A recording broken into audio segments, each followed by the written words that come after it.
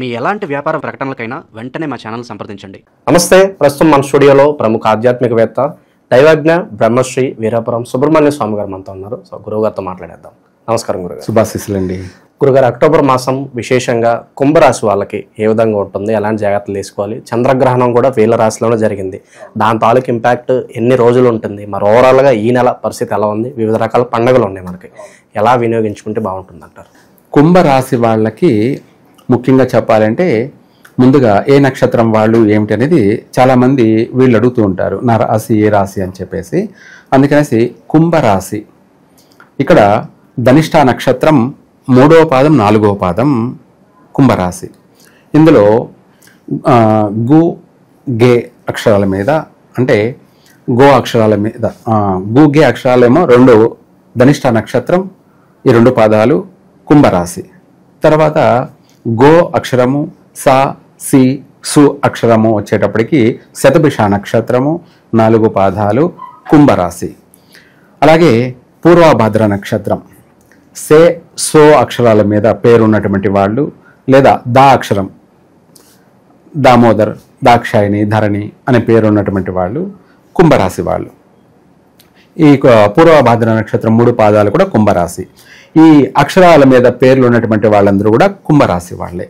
ఇంకా జన్మ నక్షత్రం అంటారా, ధనిష్ఠ నక్షత్రం 2 పాదాలు 3-4 పాదాల్లో జన్మించిన వాళ్ళు కానీ, శతభిష నక్షత్రంలో జన్మించిన వాళ్ళు కానీ, పూర్వభద్ర 3 పాదాలు జన్మించిన వాళ్ళు జన్మ నక్షత్రం అయితే కుంభరాశి.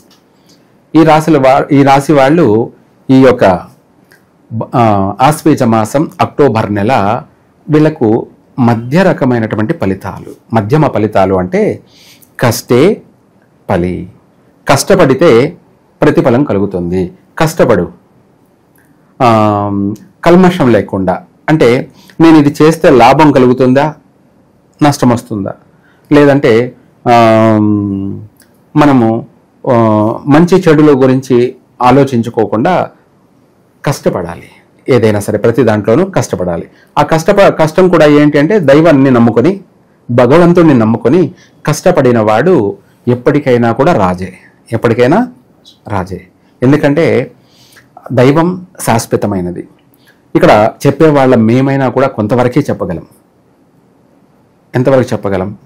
మాకైనా దైవానుగ్రహం కావాల్సిందే, చెప్పే మాకైనా కావాల్సిందే, ఈయనే మీకైనా కావాల్సిందే. అదే ఒక సామెత ఉంది, గుడిలో దేవుడి దగ్గర వాళ్ళ వంశపారంపర్యంగా కొడుకులు కానీ, వాళ్ళ తాతలు కానీ, తండ్రులు కానీ, వీళ్ళు కానీ, వీళ్ళకు పుట్టబోయే పిల్లలు కానీ, వీళ్ళందరూ కూడా చేసి చేసి చేసి దేవుడికి నిత్యం 24 గంటలు కూడా దైవారాధన చేసి, అయితే ఎందుకు అక్కడ చేస్తున్నారు అంటే వాళ్ళు చేస్తున్నారంతే. అక్కడ అది ఒక రాయి అని భ్రమలో మాత్రమే చేస్తూ ఉన్నారు. వాళ్ళు ఎప్పటి నుంచో చేస్తున్నా ఎక్కువ శాతం వాళ్ళు అక్కడే ఉన్నారు, అభివృద్ధి లేదు.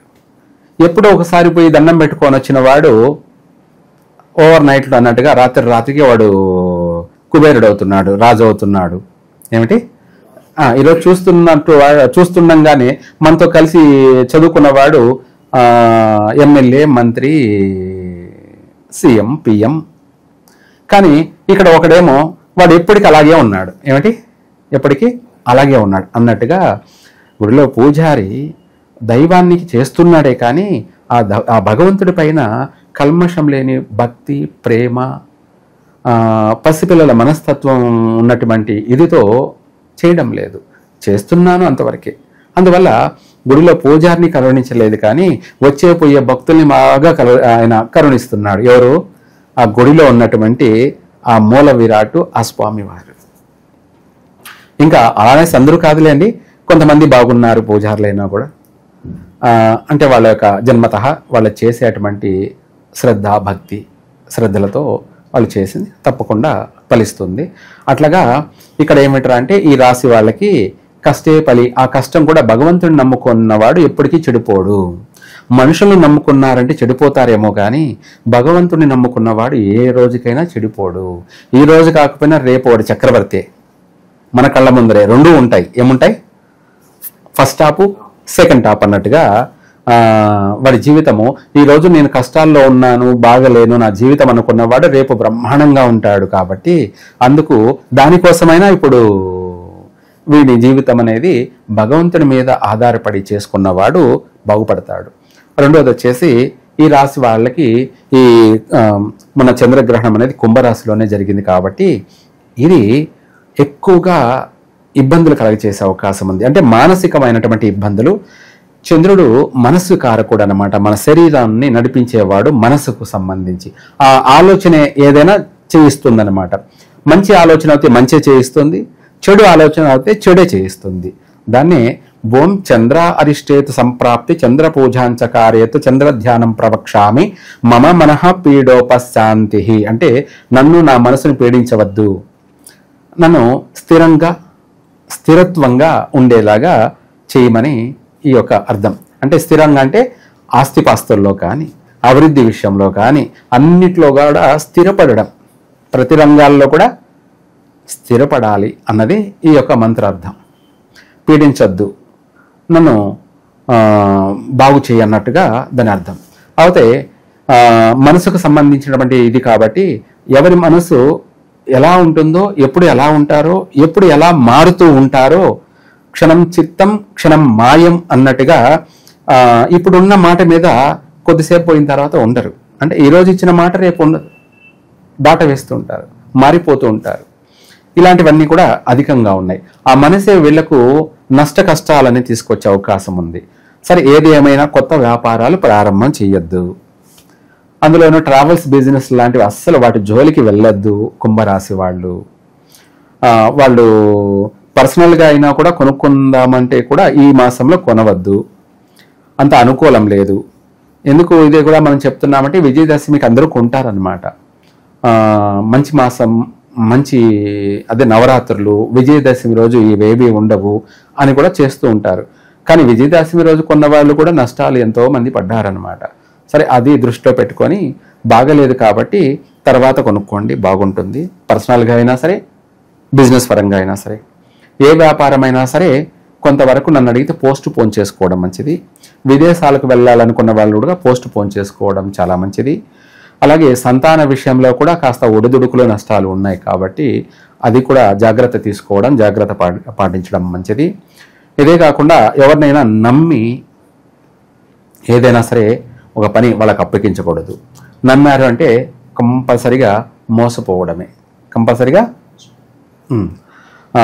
గొర్రె కసాయి వాడినే నమ్ముతుంది అన్నట్టుగా మీరు నమ్మారంటే వీళ్ళు ఇంకా గొర్రె అన్నట్టు సామెత కింద అయిపోతుంది. కసాయి వాడిని నమ్మినట్టు. ఎందుకంటే అది ఆర్థిక విషయంలో కావచ్చు, వ్యాపార విషయంలో కావచ్చు, లేదంటే మీడియేటర్గా ఏదైనా ప్రతి విషయంలో కావచ్చు, వ్యవహరించే తీరు, విధి విధానం ఏంటంటే మనకు నమ్మిన వాళ్ళు అన్నంత వాళ్ళని కూడా ఈ మాసంలో నమ్మకపోవడం మంచిది. అక్కడే పెద్ద విషయం. ఎందుకంటే మనకి ఎప్పటి నుంచో వాళ్ళు ఎంతో నమ్మకమైన వ్యక్తులు, నమ్మకమైన వాళ్ళు అని చెప్పి మనం అనుకొని మన కంపెనీ బాధ్యతలు కానీ, మన కుటుంబ బాధ్యతలు కానీ, మన వ్యాపార వ్యవహార బాధ్యతలు కానీ, లేదంటే మన పర్సనల్ వ్యక్తిగత విషయాలు కానీ వాళ్ళకు నమ్మిన వాళ్లకు అప్పచెప్పామంటే మొత్తం రివర్స్ అయిపోతుంది. మొత్తం మన జుట్టు వాళ్ళ చేతుల్లో ఇరికించినట్టే. ఇంకా వాళ్ళ ఆడినట్టే ఆడాల్సిందే. ఆడమంటే ఆడు, పాడమంటే పాడు అన్నట్టే సామెత కింద, కూర్చో అంటే కూర్చో, లేయంటే లేయన్న సామెత కింద వాళ్ళ చేతల్లో ఇరుక్కపోయినట్టే. మొత్తం నష్టపోయినట్టే. వాస్తవంగా ఆర్థిక పరంగా నష్టపోయినట్టే, పరువు ప్రతిష్టలకి భంగం కలిగినట్టే. మొత్తం మీద ఇంకా చెప్పాలంటే మనం ఎంతో నమ్మామే అనంత మానసికమైనటువంటి ఒత్తిడి, డిస్టర్బ్ అన్నీ జరిగే అవకాశం ఉంది. అందుకనేసి ఏ విషయాల్లోనైనా సరే ఎవరిని నమ్మద్దు. ఎవరిని సెల్ఫ్ అంటే మీరు మీ అంతటా మీరే చేసుకోండి. ఏ పనైనా కూడా ఏదైనా సరే కొంత గోప్యంగా నడిపించడం మంచిది. ఈ మాసంలో చాలా జాగ్రత్తగా వ్యవహరించడం మంచిది.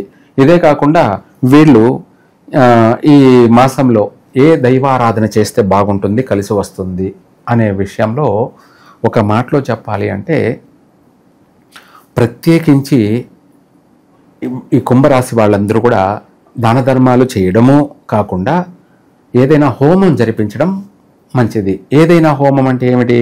మృత్యుంజయ హోమం ఆరోగ్య విషయంలోనూ, ప్రమాదాల విషయంలోనూ, ప్రాణ నష్ట విషయాలలోనూ బయటపడడానికి ముఖ్యంగా చెప్పాలి అంటే మృత్యుంజయ హోమం జరిపించడం. ఇదే కాకుండా స్త్రీలు అయితే మాంగళ్య హోమం. మాంగళ్య హోమం అంటే ఏమిటి అంటే వాళ్లకు వివాహ విషయాలలో వివాహం ఇప్పుడు కాకపోయినా రేపు అవుతుంది, వివాహం అయినట్టు వాళ్ళు నష్టపోకుండా ఉండడానికి, అంటే భార్యాభర్తల మధ్య భేదాభిప్రాయాలు వచ్చి విడిపోవడాలు, ప్రాణ నష్టాలు, కోర్టు వ్యవహారాలు ఇటువంటి అంత సమస్యలు రాకుండా ఉండడానికి, భార్యాభర్తలు కలిసి మెలిసి చక్కగా వాళ్ళ కాపురం కొనసాగించుకోవడానికి, సంతాన విషయంలో కూడా ఎటువంటి నష్టాలు రాకుండా ఉండడానికి, ఆరోగ్య విషయంలో కూడా జాగ్రత్తగా ఉండడానికి ఇది చాలా ఉపయోగపడుతుంది. స్త్రీలైతేనేమో మాంగళ్య హోమం జరిపించుకోవడం, మగవాళ్ళైతేనేమో మృత్యుంజయ హోమం జరిపించడం వల్ల వీళ్ళకు ఎందుకంటే పెద్ద పెద్ద సమస్యలు ఉన్నాయి కాబట్టి ఆ పెద్ద సమస్యలు పోతే చిన్న సమస్యల్ని అధిగమిస్తారు. చిన్న చిన్న విషయాలు అనేది మళ్ళీ వీళ్ళు వాటన్నిటినీ కూడా రికవరీ చేసుకోగలరు. పెద్ద పెద్ద విషయాలు అంటే మనం ఊహించని సంఘటనలు జరగకూడదు. కొట్టేవాడు తిడితే ఎలా ఉంటుంది, ప్రాణం పోయేదానికి చిన్న గాయం అయితే ఎలా ఉంటుంది, అట్లా ప్రతి రంగంలో ప్రతి విషయంలో తప్పించుకొని బయటపడతారు. ఇదే కావాలి. కష్టకాలంలో బయటపడేది కావాలి. ఆటోమేటిక్గా మంచి మాసం అంటే అన్నీ కలిసే వస్తుంటాయి. అందుకనేసి కష్టపడ్డవాడు ఎప్పటికైనా జీవితంలో బాగుపడతాడు. కాబట్టి కష్టే ఫలి.